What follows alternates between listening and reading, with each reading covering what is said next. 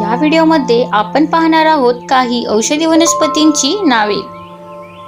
अश्वगंधा, आवळा, शतावरी, अडुळसा, अर्जुन, कंबरमोडी, तुळस, बेल, कोरफड, गुळवेल, अक्कलकारा, अमरवेल, अळू, आंबाडी, अंजना, निरगुडी, कडुनिंब, वाळा, ब्राह्मी, दवना, जांभूळ, पुदिना.